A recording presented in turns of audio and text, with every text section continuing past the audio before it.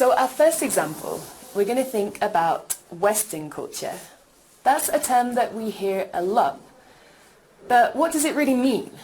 And I want you to think about now what countries you consider to be Western and why that would be. Is it related to the geographical location? West obviously refers to a direction on the compass. So how does geographical location come into this category of a Western culture?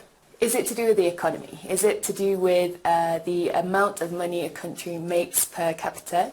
Is it to do with the type of industries or the type of economy that they have?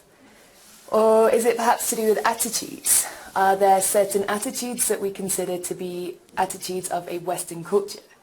Is it to do with infrastructure? Is it to do with the services that they have in that country, healthcare, highways, bridges, other examples of infrastructure that a country might have in order to be considered Western? Or is it to do with religion? What religion do Western cultures tend to have? Do they have something in common, or are they all parts of different religions too? So here in the image we have one representation of what is often referred to as the West.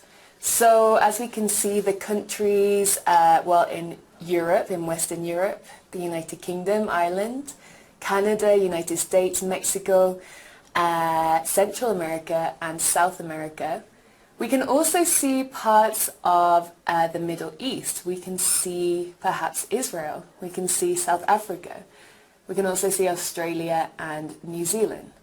So this representation, this map, shows us that really the term the West has very little to do with actually the geographical location. How could we determine on our planet what is the West and what is the East? The term the West really comes from a European idea of dividing the planet in terms of the East and the West, with the West referring to Europe and the East referring to Asia and the Middle East. So this is one representation, and we can see that when we have the term the West, our opposite, or another term that comes into consideration, is the term the East. And this is what is known as a dichotomy. A dichotomy refers to two concepts that are seen as opposites, that are seen to share very little in common and to show or represent very opposite attitudes or characteristics.